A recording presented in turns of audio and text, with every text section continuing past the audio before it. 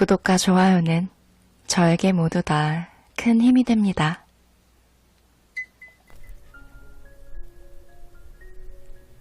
안녕하세요. 거북이의 혈색 부록의 거북이입니다. 얼마 전 제 지인이 고민을 하나 털어놨어요. 이분이 승진을 했대요. 그렇게 원하던 승진인데 막상 하고 나니 책임지고 해야 할 일들이 너무 많아진 거예요.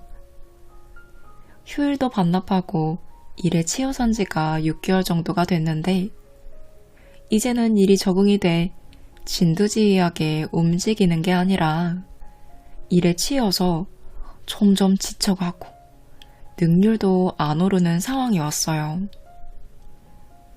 제 지인도 지쳤지만 회사에서도 불만인 거예요.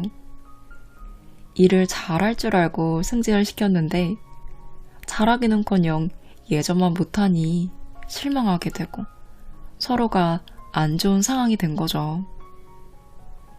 이 친구도 예전엔 얼굴에 늘 활력이 돌았거든요.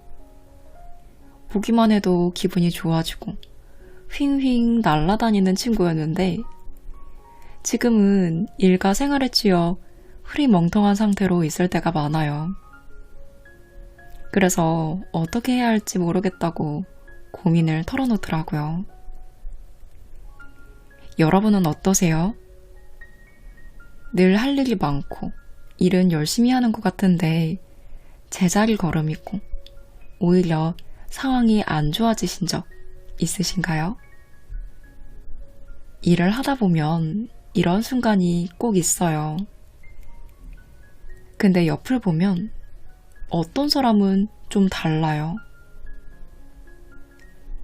사람에겐 모두 공평하게 24시간이 주어지는데 더 많은 일을 아무렇지도 않게 해내는 사람이 있어요. 더 많은 일을 하고 더 많은 돈을 벌고 더 많은 것을 얻죠. 이 차이점은 무엇일까요? 왜 어떤 사람은 더 많은 것들을 해내는 것일까요? 보통 사람들보다 더 많은 일을 해서 더 많이 얻는 걸까요? 아닙니다. 오히려 이들은 어떤 일의 핵심에 모든 걸 집중한다고 해요. 즉, 중요한 단 한 가지에만 파고들었던 것이죠. 원싱의 저자 게리 켈러와 제이 파파사는 말합니다. 단 한 가지, 원싱에 대해서만 집중하고 파고드세요. 더 적게 일하고 더 깊게 집중해서 더 크게 성공하세요. 라고요. 이렇게 한 가지에 파고드는 것은 남다른 성과를 내기 위한 간단한 방법입니다. 게다가 효과도 좋습니다. 언제, 어디서, 어떤 경우에서든 통한다고 해요. 그래서 켈리델리의 켈리체 회장님과 신사임당 채널 운영자 주원규님 등 성공한 많은 분들이 강력하게 추천하고 있는 방법이기도 합니다. 그럼 오늘은 더 적게 일하고 더 깊게 집중해 더 크게 성공하는 단순한 비결이 무엇인지 원싱과 함께 알아볼게요. 우리 삶에는 단 하나를 실행에 옮기고 탁월한 성과를 올리는 데 필요한 한 가지 공식이 있어요.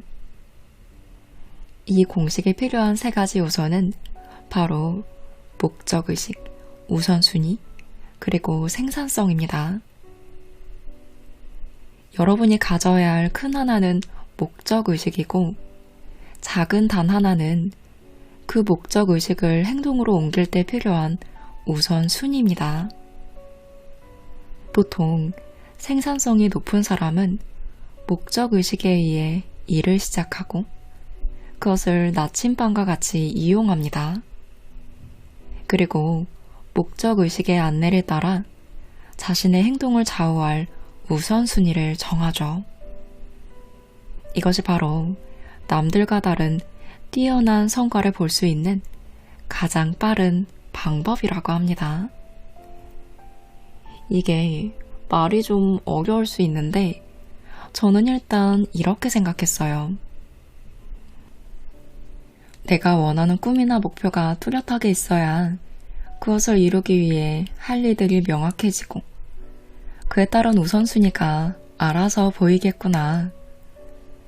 그럼 복잡하게 생각할 거 없이 그 우선순위에 따라서만 일하면 되니 생산성도 자연스레 높아지겠구나 라고요. 그렇다면 우리가 원하는 훌륭한 삶을 만들기 위해 이 목적의식을 어떻게 세워야 할까요? 이 이야기를 듣고 여러분의 목적의식을 한번 생각해 보세요. 여러분, 스크루지 영감 이야기 아시나요? 찰스 디킨스가 1800년도에 쓴 고전 크리스마스 캐럴에서 나온 인물인데요. 이 스크루지 이야기에 큰 교훈이 있습니다. 어느 크리스마스 이브날 지독한 굿옷의 스크루지에게 이전 동업자인 말리의 영혼이 찾아옵니다. 그리고 스크루지에게 이렇게 말해요. 오늘 밤 자네에게 경고를 해주러 찾아왔네. 아직은 나와 같은 운명을 피할 수 있는 기회와 희망이 있어. 앞으로 새 유령이 자네를 찾아올 걸세. 내가 한 말을 꼭 기억하게. 그 새 유령은 과거와 현재, 미래의 유령이었어요. 여기서 잠깐, 스크루지가 누구인지 어떤 이미지인지 한번 생각해 보세요. 디킨스는 스크루지가 마음속의 차가움 때문에 외모마저도 그대로 얼어버렸다고 묘사합니다. 돈을 인색하고 언제나 자기 일에만 신경 쓰는 스크루지는 돈을 최대한 적게 쓰고 최대한 많이 모으려고 늘 애씁니다. 그는 비밀이 많았고 홀로 지냈죠. 길에서 그에게 인사를 건네거나 관심을 보이는 사람은 아무도 없었고 그 역시 그 누구에게도 관심을 보이지 않습니다. 그는 애정도 없고 고약하며 탐욕스러운 늙은이로 너그러운 면이라고는 찾아볼 수가 없었죠. 그의 삶은 외롭기 짝이었고 그로 인해 세상은 불행했습니다. 밤이 깊어지자 3명의 유령이 차례대로 스크루지를 찾아와 그의 과거와 현재, 미래를 보여줍니다. 유령들의 방문을 통해 그는 자신이 어떻게 현재 모습이 되었는지, 지금의 삶이 어떻게 흘러가고 있는지, 그리고 결국 그와 그의 주변 사람들에게 무슨 일이 벌어질지를 보게 됩니다. 그 끔찍한 경험을 한 그는 다음날 아침 몸을 벌벌 떨면서 잠에서 깨게 돼요. 전날 밤에 경험한 것이 꿈인지 현실인진 분간할 수 없지만 어쨌거나 시간이 많이 흐르지 않았다는 것을 알게 된 그는 매우 기뻐하며 운명을 바꿀 시간이 아직 남아있음을 깨닫습니다. 기쁨으로 정신이 멍한 상태에 거리로 달려나간 그는 처음 마주친 꼬마에게 시장에 가서 가장 큰 칠면조를 사서 익명으로 자신의 유일한 직원인 밥의 집으로 보내달라고 부탁합니다. 그리고 지금까지 볼 때마다 퇴짜를 놨던 자선 활동가를 발견하고는 용서를 구하며 가난한 이들을 위해 큰 돈을 기부할 것을 약속해요.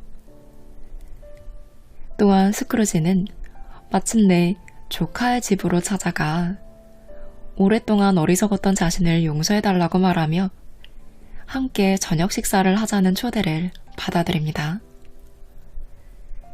그의 진심 어린 축복의 말에 가족들은 놀라움을 금치 않았죠. 다음 날 아침, 어느 때보다 훨씬 늦게 출근한 밥에게 스크루지는 말합니다. 이 시간에 출근하다니 무슨 짓이지? 이런 태도는 더 이상 참아줄 수가 없구먼. 이런 무서운 반응 앞에 밥이 무언가 변명하기 위해 입을 열기도 전에 스크루지는 다시 덧붙입니다. 그래서 급료를 올려줄 생각이네. 스크루지는 그렇게 밥의 든든한 후원자가 됩니다. 밥의 병약한 아들에게는 의사를 찾아주고 제2의 아버지가 되어주죠. 그리고 다른 이들을 위해 시간과 돈을 아끼지 않으며 남은 여생을 행복하게 보냅니다. 여러분, 눈치채셨나요? 이 짧은 이야기를 통해 디킨스는 목적의식을 갖고 우선순위에 따라 생산성을 위해 살아야 한다는 간단한 공식을 보여줍니다. 스크루지의 삶에 있어 목적의식은 처음엔 돈이었어요. 그는 돈을 위해 일했고 돈만 움켜쥐고 홀로 지내는 삶을 추구했죠. 그는 사람보다 돈을 더 아끼고 돈이 모든 수단을 정당화시키는 목표라고 믿었어요. 그의 목적의식에 따르면 우선순위도 뚜렷했죠. 자신을 위해 최대한 많은 돈을 버는 것이었습니다. 돈을 모으는 건 그에게 중요한 일이었어요. 그의 생산성은 언제나 돈 버는 것에 집중되어 있었습니다. 모든 일가가 돈을 세우고 정산하는 것으로 하루를 채웠습니다. 그는 탐욕스럽고 이기적이고 주변 사람들의 어려움에 냉정했어요. 스크루지 본인 기준에 따르면 그는 목적의식을 이루는데 매우 생산적이었습니다. 하지만 다른 사람의 기준으로 보면 그건 비참한 삶에 지나지 않았죠. 근데 유령들이 찾아온 뒤 그의 목적의식은 완전히 바뀌게 됩니다. 그의 목적의식은 더 이상 돈이 아니라 사람이 되었어요. 그는 사람들에게 관심을 쏟습니다. 그들의 재정 문제와 건강에도 관심을 가졌죠. 그리고 어떤 식으로든 남을 도우며 인간관계를 즐기게 됩니다. 그럼 그의 우선순위는 무엇일까요?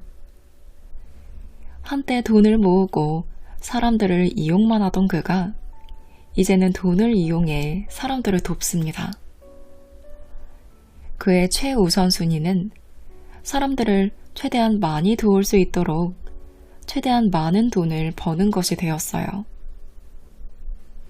그의 행동은 어떨까요? 언제나 돈을 남들을 위해 쓰는 데 있어 생산성을 발휘합니다. 이 이야기가 들려주는 교훈은 아주 뚜렷해요. 우리가 누구인지, 어디로 가고 싶어 하는지가 곧 우리가 하는 일과 성취하는 것을 결정짓습니다.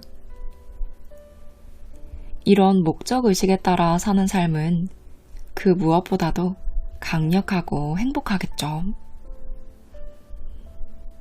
여러분은 삶에서 무엇을 원하세요? 사람들에게 삶에서 무엇을 원하냐고 물어보면 다양한 답변이 있겠지만 행복이란 답을 가장 많이 하실 거예요. 많은 분들이 행복하기 위해 돈을 벌잖아요. 열심히 돈을 벌고 살림을 늘리는 이유는 대부분 돈이 우리에게 가져다 줄 것이라 기대하는 기쁨 때문이죠. 정말 그렇기도 해요. 돈이나 원하는 것을 손에 넣으면 잠시나마 행복 지수가 솟구칩니다. 하지만 그 시간은 대부분 길지 않고 이내 원상태로 돌아가고 말죠. 돈이 우리를 행복하게 만들어줄 수 없다는 게 아니에요. 어느 수준까지는 분명 그렇게 해줄 수 있습니다. 하지만 어느 시점에선가는 그 효과가 사라지죠. 오래가지 않습니다. 돈이 행복감을 계속해서 가져다 주는 건 그 돈을 원하는 이유에 달려 있어요. 즉, 저자들은 말합니다. 내가 원하는 것이 행복인데 행복을 위해 돈이 목적의식이 된다면 그 돈을 통해 얻고자 하는 행복을 결코 얻지 못할 것이라고요.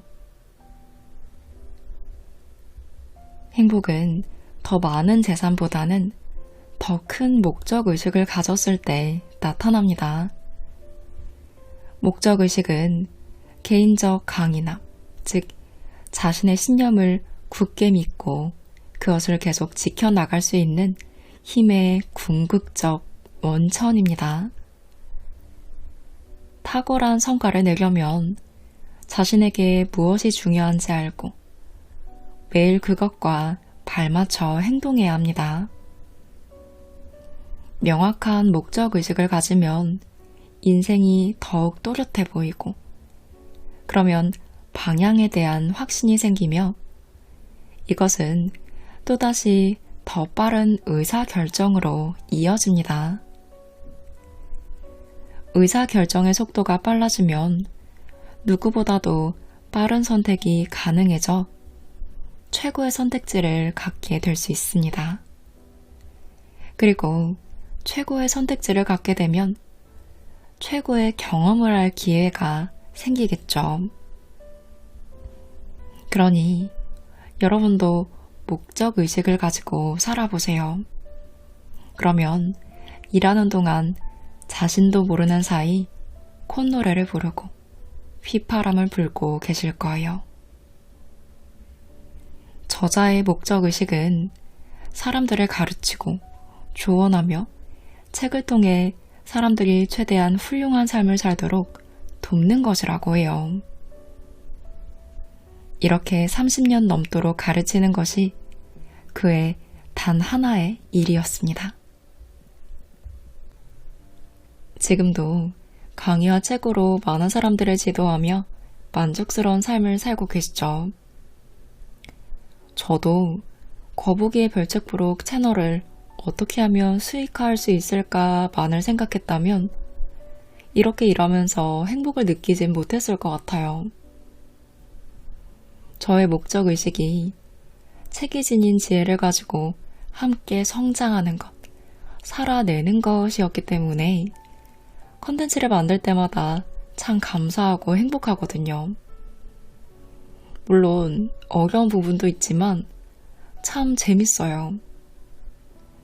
여러분이 남겨주신 따뜻한 댓글을 보면서 행복을 느낄 때 특히 능률이 더 높아지는 것 같아요. 행복은 이런 만족으로 가는 길에 나타납니다. 우리는 모두 행복해지고 싶어 하지만 무작정 행복을 추구한다고 행복이 나타나지는 않습니다. 오래 지속되는 행복을 얻는 가장 확실한 길은 큰 목적의식을 갖고 매일 하는 그 행동에 의미를 부여하는 것입니다. 자신만의 큰 이유를 발견하세요. 무엇이 여러분을 움직이는지 스스로에게 물어보고 자신만의 목적의식을 찾아보세요. 아침에 잠에서 깨고 힘들고 지칠 때도 계속해서 일하게 만드는 것은 무엇인가요? 정확한 정답을 고르기보단 방향을 정해보세요. 단순하게 그것을 인생에서 다른 그 어떤 것보다 강하게 원하는 단 하나라고 생각해보세요. 성취하고 싶은 무언가를 적은 다음 그것을 어떻게 성취할 것인지 설명해 보시기 바랍니다. 우리 삶에 단 하나를 실행에 옮기고 탁월한 성과를 올리는 데 필요한 간단한 공식이 있었죠. 그것은 바로 목적의식, 우선순위, 그리고 생산성입니다. 오늘은 우리가 가져야 할 가장 큰 하나, 목적의식에 대해서 알아봤어요. 먼저 내 삶의 목적의식을 충분히 생각해 보신 다음 원싱 책을 통해 계속해서 우선순위, 생산성에 대해서도 알아보고 삶에 적용해 보신다면 일에 대해서 남다른 성과를 거두실 때 큰 도움이 되실 것 같습니다. 근데 이 책이 저에겐 가독성이 그렇게 좋진 않았어요. 쉽게 술술 읽히는 책은 아닌데 그렇다고 읽는 중간에 멈출 만큼 어렵진 않습니다. 이게 무슨 의미지? 라는 생각이 들 때 스크루지 이야기처럼 이런 예시들과 이해도를 높일 수 있는 그림도 있어서 읽을만 하실 거예요. 내용 자체가 전체적으로 좋아서 공유해 봅니다. 나는 할 일이 진짜 많아. 이것도 해야 하고 저것도 해야 해서 생각은 복잡한데 점점 지치고 있어 라는 생각이 드시거나 어떻게 하면 조금이라고 큰 성과를 거둘 수 있을까를 생각하시는 분들이 유용하게 읽어보실 수 있는 책이라는 생각이 들었습니다.